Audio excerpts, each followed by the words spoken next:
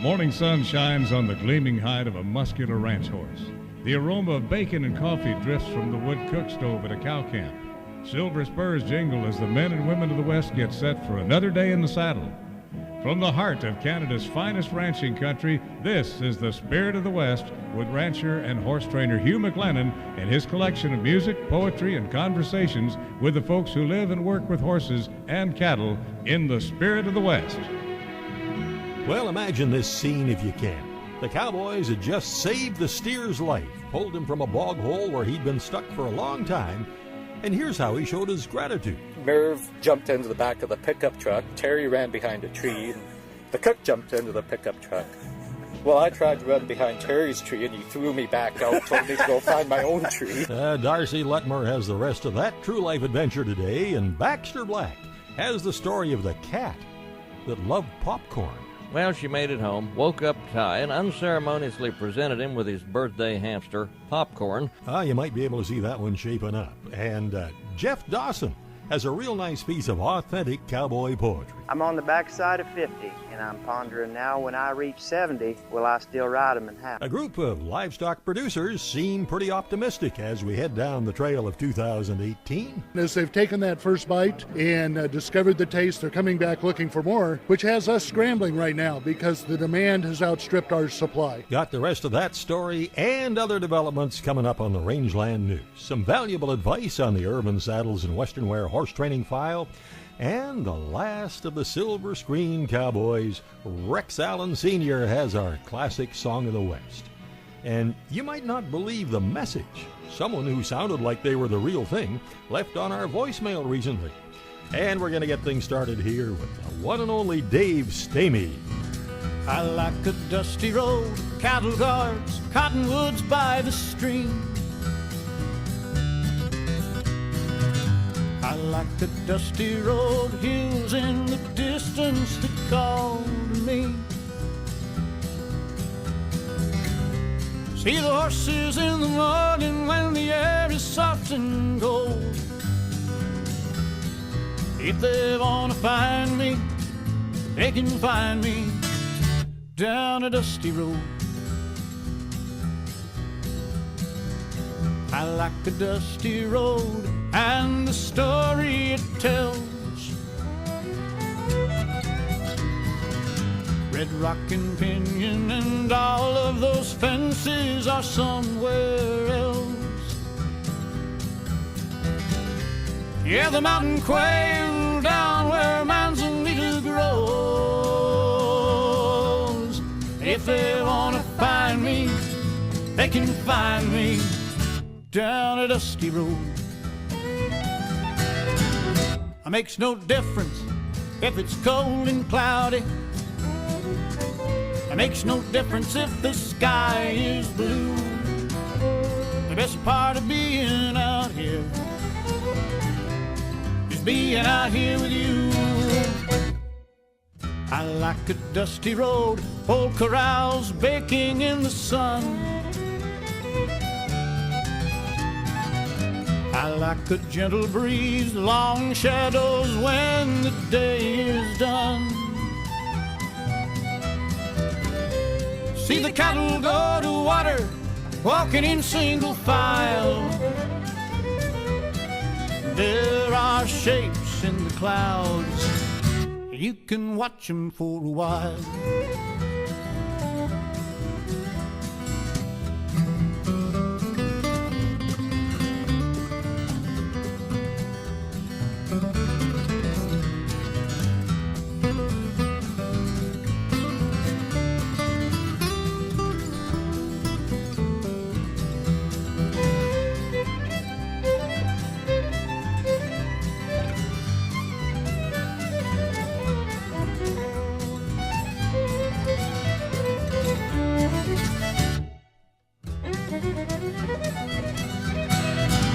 It makes no difference if it's cold and cloudy.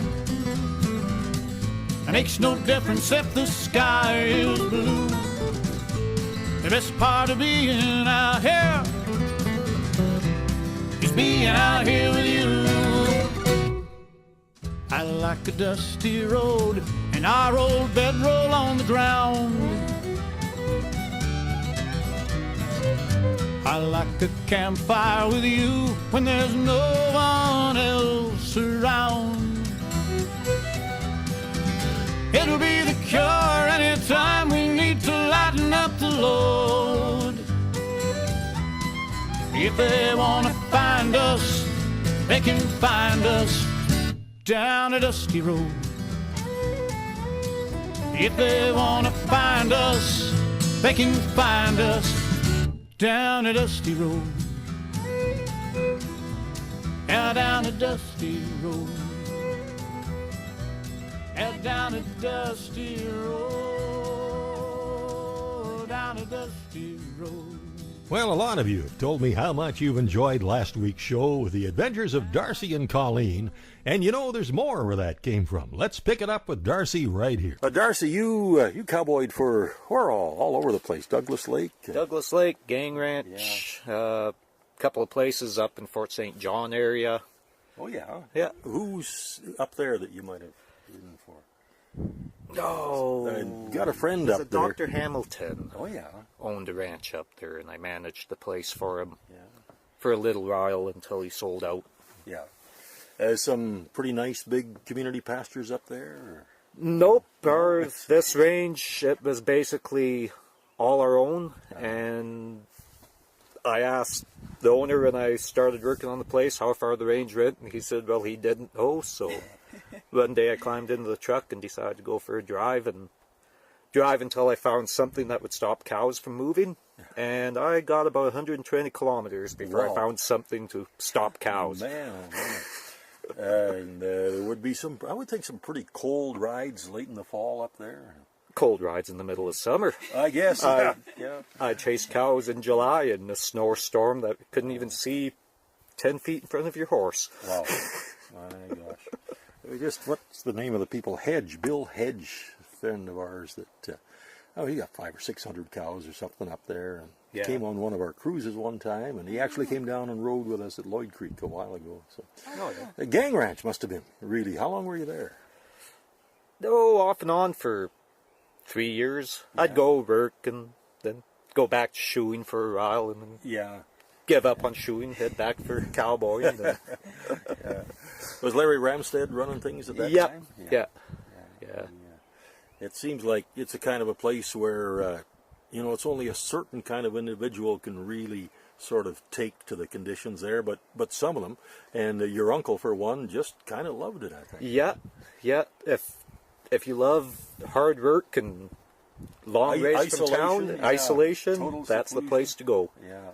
I remember Larry telling me one time that this is, 5-6 years ago when Terry was still at the Gang Ranch, and it was October or November or something like that, and he said, no, Terry left headquarters with a couple of pack horses about a week and a half or 2 weeks ago, and he's bringing in strays, and we suspect he'll be out another week and a half or 2 weeks, and that's just where he wants to be. Yeah. If I had my choice, I'd still be there, but is that right? It's just, there's no living in it. Yeah. I mean, it's a lifestyle. It's a wonderful lifestyle, but that's all. That's right, and it's kind of sad when you get to the point where you can't get on a horse anymore, and you've done this for 50 years, and now, what is there? What do you do? You've got to think about your future. Yeah, I mean, exactly. Granted, shoeing isn't any easier than getting up at 3 o'clock and climbing on some great colt. Well, I'd rather do that than shoe, I'll tell you. Yeah. I mean, my gosh. Well, some of these thoughts tie right in with the Cowboy Poetry Spotlight you'll hear in a little while, and there are some amazing stories still to come when the Spirit of the West continues right after this. Welcome back to the Spirit of the West. Darcy and Colleen Luttmer have pretty much done it all. Darcy's cowboyed all around the West. He started colts. Colleen has been a mountain guide and outfitter. She has put shoes on a lot of horses, and now they're into custom livestock hauling, leatherwork, saddle making, and who knows what else. Colleen has put a lot of shoes, as I said, on many, many horses. How long have you been shoeing? 15 years. Is that right? Yeah, I started same when you're cowboying. A lot of outfits you got to shoe their horses there. They can't afford farriers, we're too expensive, right?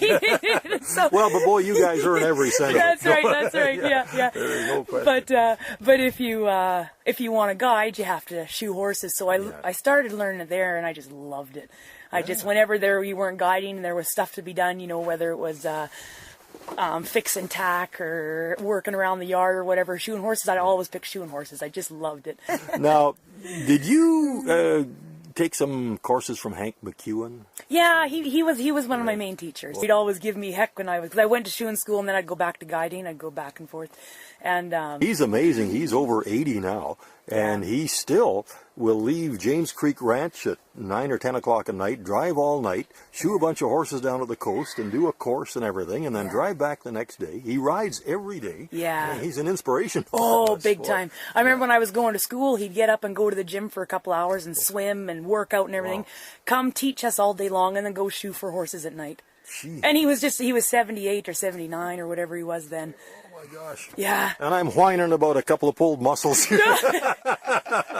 And we were in our 20s and whining about having to shoe half a horse. You know, right? Isn't that something? Yeah, no, he's quite the legend, that guy. Well, we were referring to Hank McEwen there, and sadly we lost Hank a couple of years ago. I remember having a visit with him at the Kamloops Cowboy Festival shortly after he had had a stroke. And he said, well, I guess I have driven my last nail.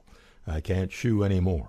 And it wasn't too long after that Hank McEwen rode across a Great Divide. And there'll be more from this colorful couple after a song from Tony Lunderville.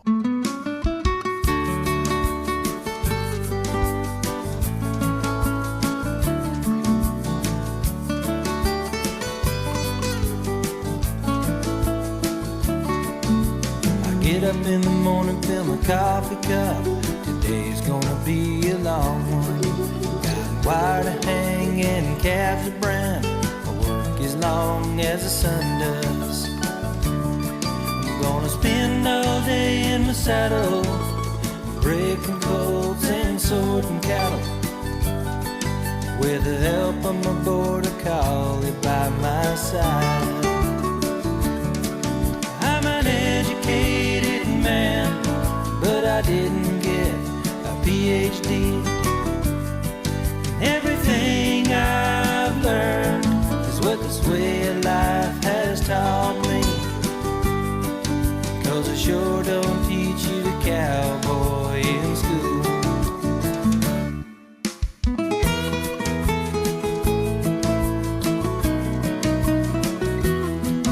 Now I don't work a job from 9 to 5. My day ends when the work is done. But I live my life the way I choose. I don't have to answer to anyone. Now you might think my lifestyle is rough, so you may think I'm a fool. But they sure don't teach you the cowboy in school. I'm an educated man, but I didn't get a PhD. Everything I've learned is what this way of life has taught me. 'Cause I sure don't teach you the cowboy in school.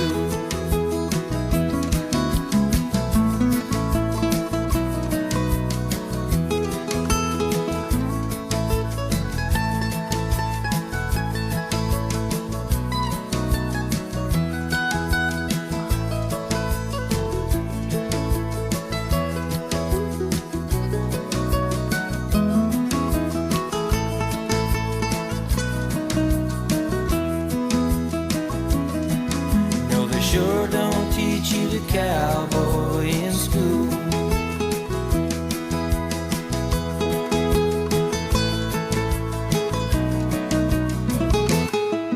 That's Oregon cowboy singer Tony Lunderville, ranch raised, and he did well in rodeo until a serious injury sidetracked that career. Now he writes and sings pretty good songs about the modern West. But right now, let's get back to Darcy and Colleen. Any other wrecks, Darcy, like that one, or any, that weren't quite so bad? You have a few days? As long as you want. Oh, there was a horse named Clark up at Gang Ranch. And one of the cowboys there, had started him a Ray Hunt clinic. And he was a bronc. And even Ray Hunt admitted that this guy was a bronc. And Anyways, when I went up there, he got put on my string. Of course, Terry, my uncle, decided, give him to Darcy, he'll... So I rode him for a while, and the first day we went out to ride, actually chasing cows, we trailered out a little ways, and then we got on and we were heading out. Well, I got on and decided, well, this was a horse you couldn't get on and off by yourself. I mean, it was when you were getting on and off that he was the worst, so I got on and then decided I'd better stop and make a pit stop, and because once we split up, I won't be able to get off again. Yeah. So I went to step off, and he took to bucking. As I'm just stepping off. So a smart person would have just let go, stood down on the ground, let him buck. I decided to get back on. Yeah. Well, he bucked me off. I went over his ass and came down, and he kicked me in the hip and broke my hip as I was coming down behind him. Not bad, just chipped it. Yeah. So you were talking about that embarrassing rock home. That's what I had to do. I had to rock home, leading my horse because I couldn't get back on. That's the hardest thing for a cowboy to have to... Oh, how come you're walking home leading your horse? Did he buck you off? Yeah. Tell them about getting the cow in the swamp with your underwear. Oh, that's a kind great of embarrassing. Well, we'll put a little pressure on Darcy, and I think he'll agree to tell us that story, and you'll hear it a little later. Baxter Black is next with The Cat That Loved Popcorn, when the Spirit of the West continues right after this. Howdy, friends. This is Baxter Black on Spirit of the West with Hugh McLennan, with a little peek at the cat who liked popcorn. Ladies and gentlemen and followers of cowboy humor, I have carved another book from my funny bone, guaranteed to tickle your humorous. Sorry. The title is Scrambled Wisdom. Almost isn't is it? Which almost makes sense. Regardless, it's almost $20, only $19.95 plus shipping. Call 800-654-2550 or online at baxterblack.com. Here's a joke. What did he get on his IQ test? Drool. The cat liked popcorn. It could have been a Christmas story, but it wasn't. It was young Ty's 8th birthday. He'd had his heart set on a baby hamster. Well, his mother, Kim, was a Boone and Crockett mom and set out to fill her young cub's needs. The night of birthday eve, she camouflaged a trip to the pet store as a movie with Ty's big brother. At the pet store, she excitedly told the salesman of the great hamster surprise. The pet store person warned her against leaving the baby hamster, no bigger than an avocado pit, in the cardboard box in the car. It'll eat right through that cardboard box like white-hot magma, and then it'll shred the front seat of your car and make an upholstery bed big as a condor's nest. Better keep it close. Kim went into the theater with the baby hamster in her jacket pocket, and by the end of the previews, the wily rodent had gnawed through the pocket and was thrashing his way through the lining. The movie began with an ear-shattering clap of thunder, and built from there, with every blood-curdling scream, structure-dropping explosion, and metal-tearing collision. The baby hamster fought and clawed his confining cloth bonds. He spent the last half of the movie rolled up in Mama Lion's shirt front, drawing blood on a regular basis. Well, she made it home, woke up Ty, and unceremoniously presented him with his birthday hamster, Popcorn, so named because of his introduction to the movies. Well, he spent the night in the bathtub. Next morning, she helped Ty construct the elaborate hamster cage, complete with tubes, automatic water, Ferris wheel, bumper cars, and the non-chewable, inescapable, indestructible, maximum security hamster haven. It cost $30. The family went to town that evening for Tyler's birthday. They returned home to find the cat polishing off his own birthday dinner. A little twig of tail stuck out of his mouth and was still showing between the cheeks full of hamster hams. There was not much anyone could do, except to note the unlatched cage door, so they left the cat to finish his meal. Poor little Ty was distraught and developed pink eye, strep throat, an ear infection, sinus, and began walking with a limp. However, he did achieve a complete recovery before the last of the rodent bites had healed on Mama's finger. This is Baxter Black on Spirit of the West with Hugh McLennan. Thanks for listening. How about a weekend pass to the 22nd Annual Kamloops Cowboy Festival, March 15th to 18th, 2018. A terrific list of entertainers, including Gary Prescott. I once rode with the best of the cowboys back in the days of my youth. Brian Salmon. So who would pack the lantern? There are some buckaroos that would pack it tall and proud just like we need to do. Tom Cole. Out on the plains, an old cowboy sings a song to his herd. The BC Cowboy Hall of Fame inductions, dinner shows, evening concerts, a wonderful art and gear show, the Art of the West show and sale, workshops, and everything from guitar picking to saddle making. The best place to get all the details is bcchs.com, and for tickets, call 1-888-763-2221. I've got a song here from a guy that I'd sure like to interview sometime. Our radio careers kind of ran on parallel trails. We worked in Lethbridge back in 1961 for different radio stations. His radio name was Vic Arman, and his real name, the one he used for his music career, and it's been a good one, Brian Festukian. And here he is. Old cowboys keep a rockin' to you all night long. Old cowboys keep a rockin' to you all night long.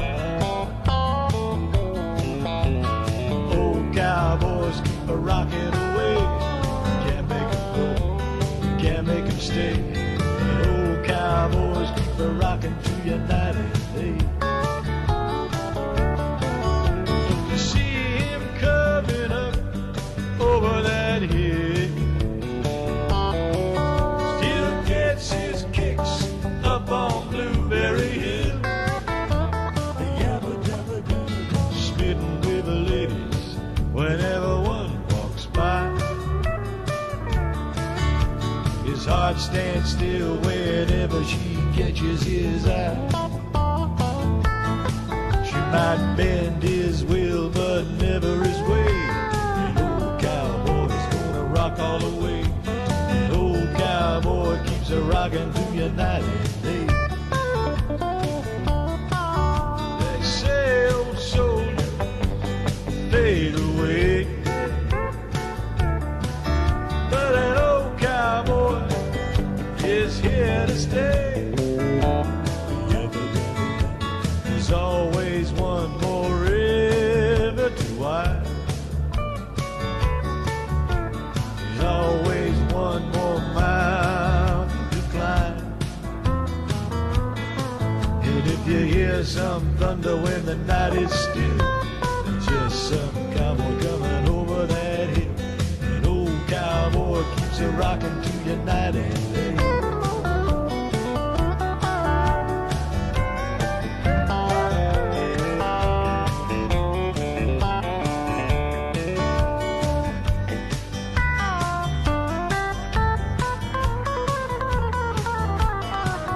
They say, old soldier, fade away,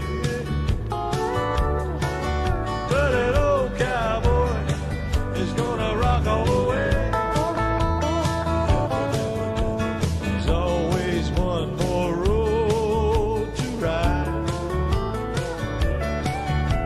There's always one more song to write.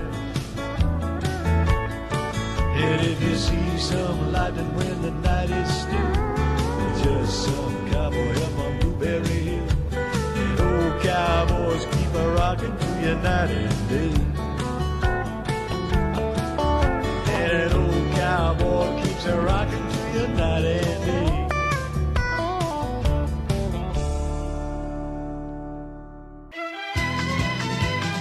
Now the news of the Rangeland, a roundup of news and coming events from around the West. At the top of page 1, it says those shaggy beasts have been part of an image of the West since the country was settled, and there are still a lot of bison ranches raising them today. Apparently, there's quite a demand for buffalo meat.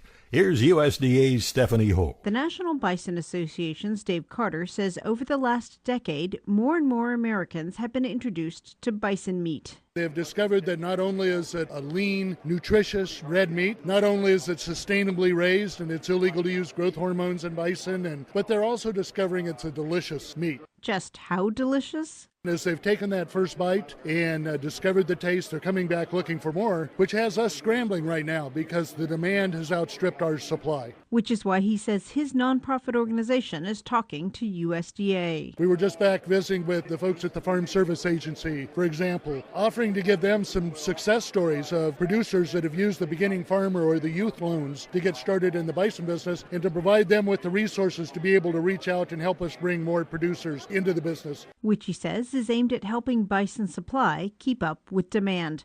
This is Stephanie Ho for the U.S. Department of Agriculture in Washington, D.C. U.S. consumer demand for beef held up well in 2017, considering slow growth in the economy, intensifying competition for more supplies of competing meats, like bison, and the developments in consumer tastes and preferences for new food products or dietary diversity, according to Steiner Consulting Group, the DLR division. Through the first 11 months of 2017, the retail price of choice beef declined by 1% from a year earlier, according to USDA. With general price inflation in the economy running at 2%, that translates into a 3% decline in the price of beef in inflation-adjusted terms. Supplies of beef available to U.S. consumers in 2017 were up 56.8 pounds per person, from 54.3 pounds on a retail weight-adjusted basis. Well, in the world of transportation, livestock haulers have always been a special group. I've spent a lot of hours helping load cattle into liners, and I've always found the drivers to be a special, dedicated group. It's one of the most challenging areas in the world of trucking, and in Montana now, there's a lot of concern over the implementation of compulsory ELDs, that's electronic logging devices, for the livestock hauling industry.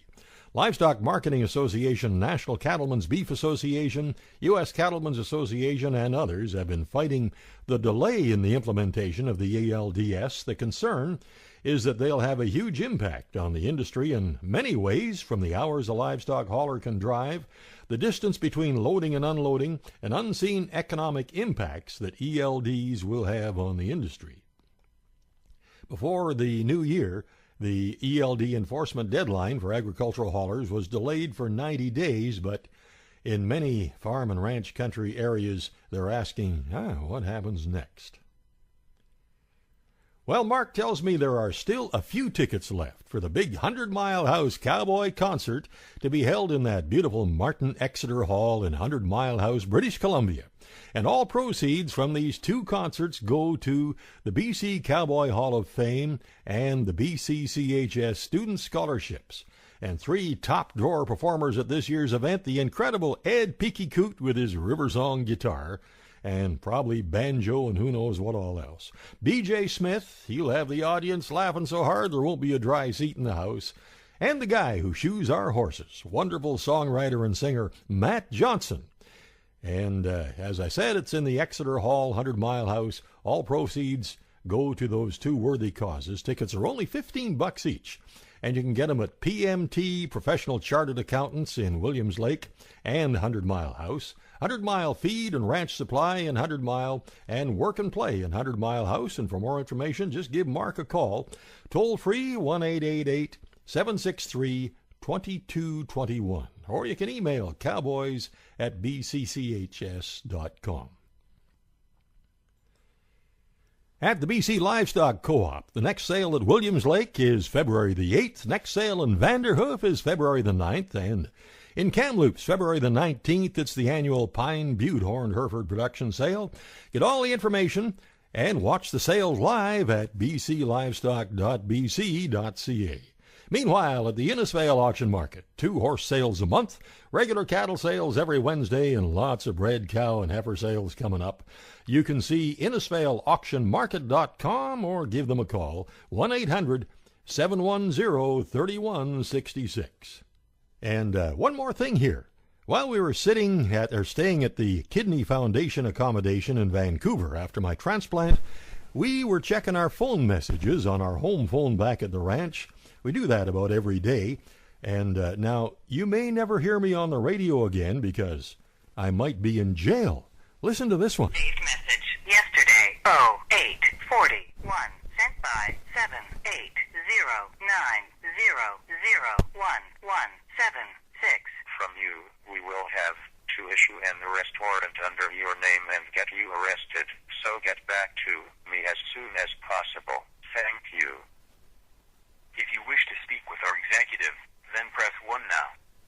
And that takes us down to the final item.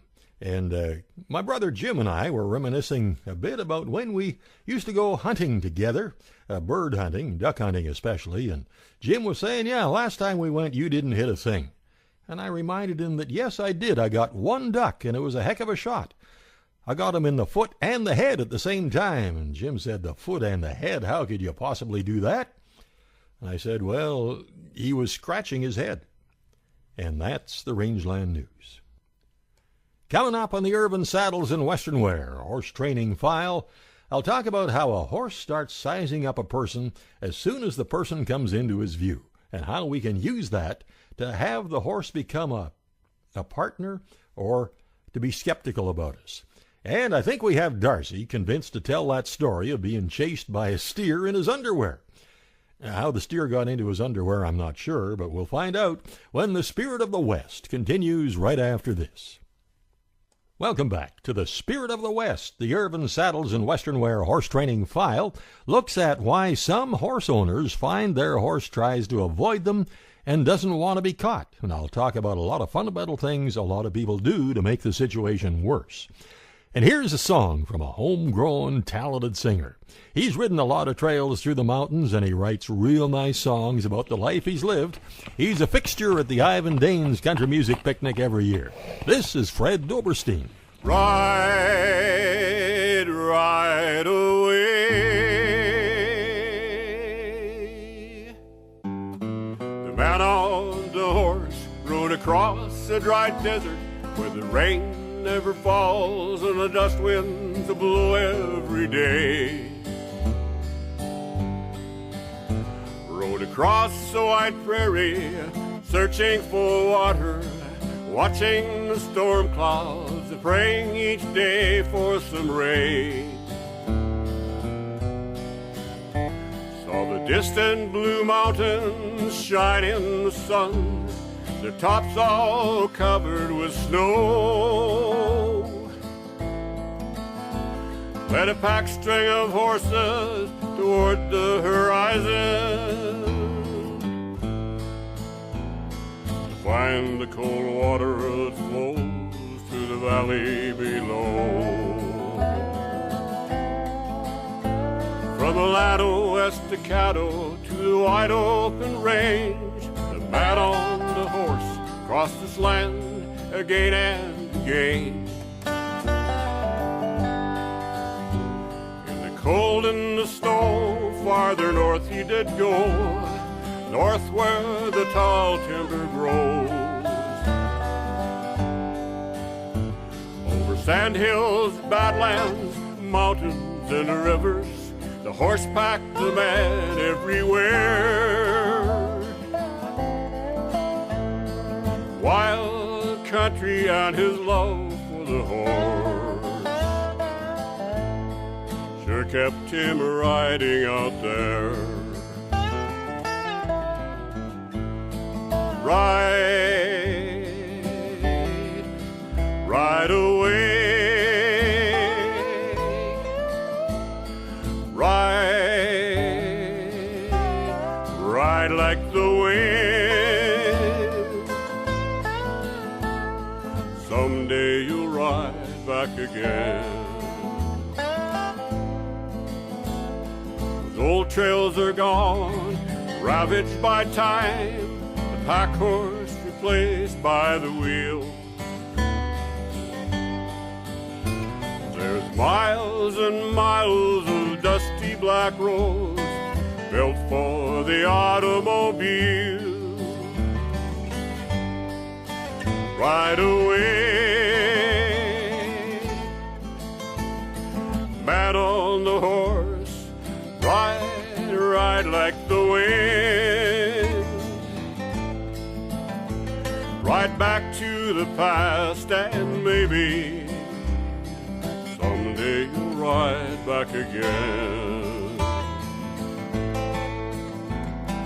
Ride, ride like the wind. Someday you'll ride back again. Oh,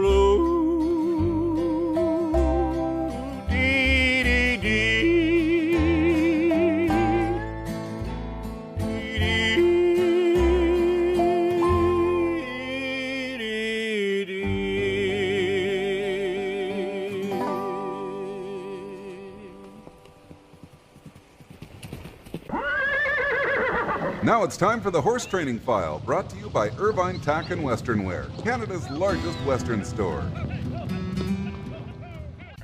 Experience the true spirit of the West at Canada's largest Western store, Irvine Tack and Western Wear. If you need a curb strap or a 4-star gooseneck trailer, you'll find it here. A saddle for every rider. Cutters, reiners, penners, trainers, work and ranch cowboys, ropers. They have over 1,200 in stock. And they have Western wear for the entire family. And how about a gift card? Shop online at irvinesaddles.ca. Free shipping on orders of over $100. irvinesaddle.ca, 1-877-946-9494. I often hear from folks who say they're having problems catching, haltering, bridling, saddling, or getting on their horse. After a few years of trying to help, I finally figured out that I can't help them until I watch them demonstrate what they do and what the problem is. And that can be a huge eye-opener. Often what I see is that they are kind of offending their horse by their way of going about it. For example, they're so focused on getting the bit into the horse's mouth that they don't notice the headstall is gouging his eye, or pulling the whiskers on his muzzle, or pinching his ear as it gets folded up. A horse will be taking in all of our movement and the way we're affecting him. The problem is that we get tunnel vision and might only see part of what's happening.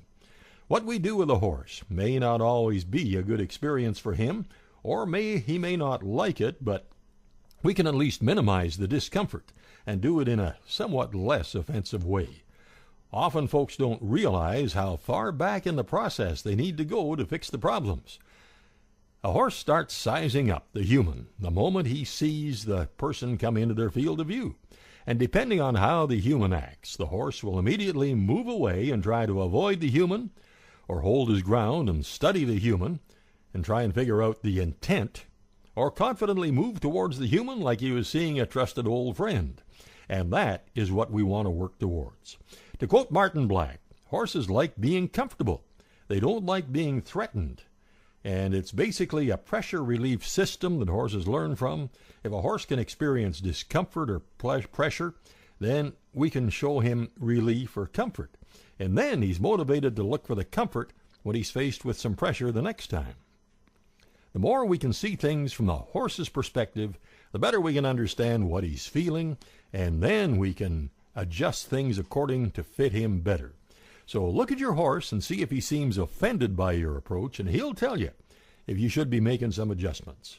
And that's the Horse Training File for Irvine Saddles and Western Wear, Canada's largest Western wear store.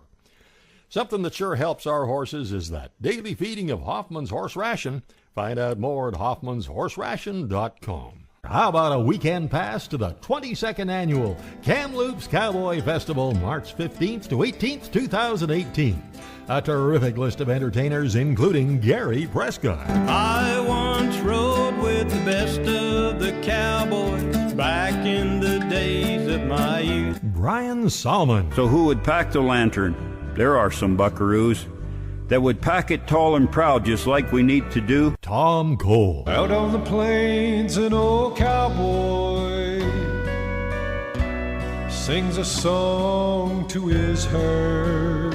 The BC Cowboy Hall of Fame inductions, dinner shows, evening concerts, a wonderful art and gear show, the Art of the West show and sale, workshops, and everything from guitar picking to saddle making. The best place to get all the details is bcchs.com, and for tickets, call 1-888-763-2221. Well, in our last segment, Colleen wanted Darcy to recall the story of the time he was in his underwear being chased by a pretty aggressive steer, and we'll pick it up right there. Oh, That's a kind great of one. embarrassing. Is that inappropriate? We can take it out if it's too Yeah. appropriate. That's hilarious. Well, one of the very first years I worked at Douglas Lake, I started there when I was 15, and summer holidays. So there was a steer stuck in a swamp, so Terry and the whole crew, we head out there, and there's Merv Scott and me and the cook. That's right, she came along just to watch the fun. So that maybe wasn't Nancy, was it? At that time? No, I think it was Sam. I can't remember what her last name was, but anyways, me being the youngest one, I'm told to strip down to my underwear and rade out into the swamp, put the rope on the steer so we could yank it out with the truck. So that's fine. I rade out there. I got my cowboy boots on, my underwear, and my shirt. Well, obviously it's not tucked in because I'm not wearing anything to tuck it into. So we yanked the steer out, and Merv Scott, he tells me, oh, just run under and pull the rope off its head. It's going to be too tired to even get up. Oh, yeah, sure. Well, I'm 15 years old. I'm listening to my elders. I'm a good boy. Yeah. So I walked up to the steer. Yep. Walked up to the steer, and I got the rope off, and then he came to life. And he got up, and he came after me. Well, he came after all of us, but Merv jumped into the back of the pickup truck. Terry ran behind a tree, and the cook jumped into the pickup truck. Well, I tried to run behind Terry's tree, and he threw me back out, told me to go find my own tree. So I'm streaking across this field, running as fast as I can with my shirt tails flapping in the wind, my cowboy boots on, and then my underwear. I can see the picture. And this steer is running right behind me, and he's hooking me in the butt. And every time he hooks me in the butt, he throws me about 10 feet up in the air. And I guess every time he threw me up in the air, all these other guys figured, okay, he's going to hit the ground, right out, and the steer's going to just beat him. Well, they said that all that happened every time I got thrown up is my feet were going faster and I hit the ground and I was running faster. But this steer hooked me and threw me up about 4 or 5 times. And then he finally gave up? Yeah, he finally gave up. Boy, I showed him. Yeah.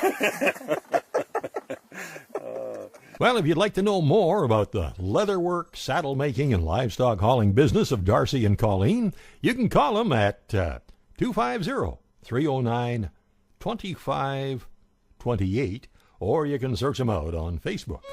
Those of us who are blessed to ride under the big western sky, look after cattle and high country timbered ranges, sometimes we don't realize just how fortunate we are.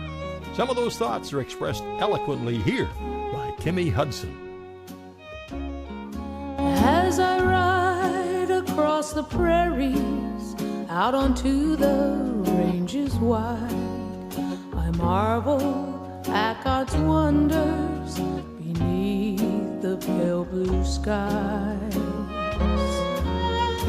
Cattle graze on grasses that are washed by summer rains.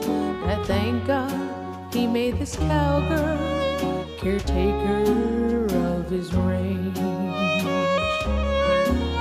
I see God in the faces of the newborn baby calves, in the streams of bubbling waters that rush on by and laugh, and the deer that graze the meadows of this rough and rugged land. I thank God He made this cowgirl a partner in His plan.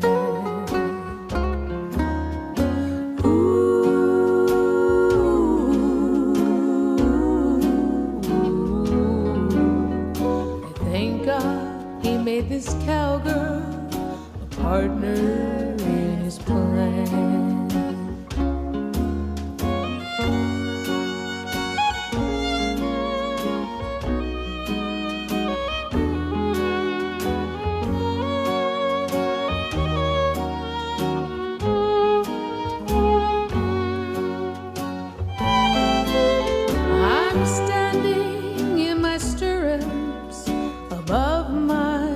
Horse's ears, I see the land before me, the land I've known for years.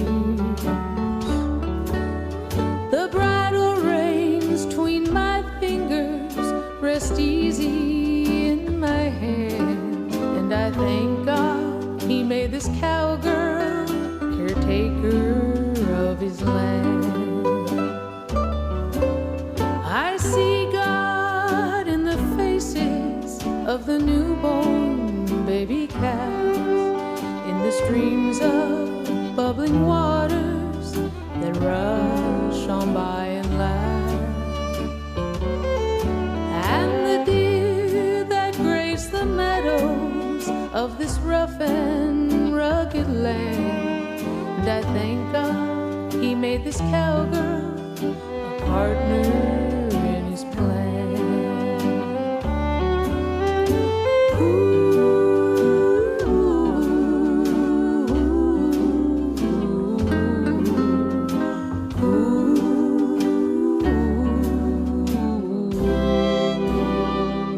I love that song from Kimmy Hudson. It's called A Partner in His Plan. Coming up, you'll hear the magnificent voice of the last of the Silver Screen Cowboys, Rex Allen Sr., with our classic Song of the West. And then the Cowboy Poetry Spotlight, when the Spirit of the West continues right after this. Welcome back to the Spirit of the West. This is our classic Song of the West segment, and we've dug pretty deep for this one. For a long time, songs from Rex Allen Sr. were hard to find. Now, thankfully, some of these old albums are accessible again. And this one hasn't been heard a lot, I don't think. It was sung, oh gosh, many, many years ago by one of the Alexander brothers of Scottish Music Hall fame. The tune is similar to The Streets of Laredo or The Cowboy's Lament. But Rex recorded this on an album on Mercury Records back in about 1962 or 63. And my copy is a little scratchy, but let's fire up the turntable for Only the Hangman Is Waiting for Me. I left my hometown one warm summer evening, went down to the station to catch me a train. Rode west through Missouri and into Wyoming, headed out to California to stake a gold claim. I met her at Clancy's, the cause of my trouble, a woman with beauty for all men to see. She fed me rye whiskey and gave me a 6-gun, said the fools do the digging, smart men work for me. There's gold in the mountain, gold in the valleys, gold in the rivers, and gold in the sea. Fortunes are waiting for men to claim them, but only the hangman is waiting for me. She gave me her favor, I gave her my 6-gun. We cheated most all of the miners in town, and those who complained that she dealt from the bottom were challenged to draw and were quickly shot down. I'm so tired of killing for love of this woman. Notches on my gun are 20 and 3. The next one I kill will be my scarlet lover. That's why the hangman is waiting for me. There's gold in the mountain, gold in the valleys, gold in the river, and gold in the sea. Fortunes are waiting for men to claim them, but only the hangman is waiting for me.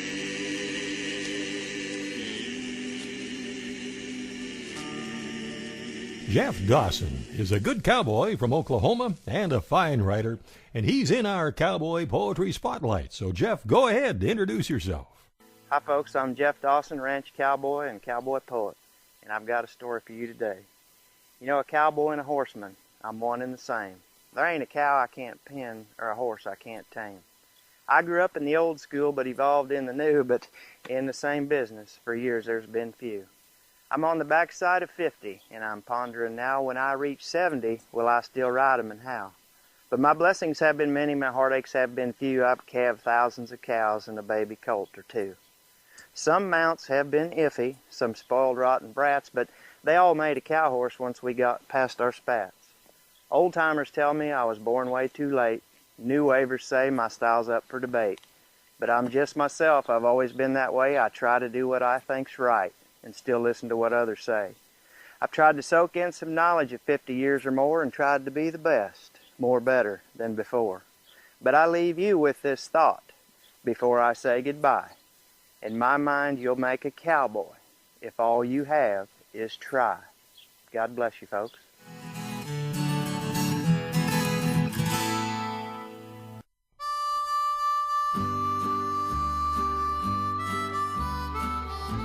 Well, thank you so much for making the ride with us today, and I sure hope you can join us right here next week at the same time. And thanks again to our great support crew, Mark and Kathy McMillan, who do so much to keep us on the air and a lot more than that. And if you're looking for tractor parts, any make, any year, best way to find them is to see Mark's page, bctractorparts.com. And to subscribe to Canadian Cowboy Country Magazine, see cowboycountrymagazine.com or give them a call at 1-800-943-7336.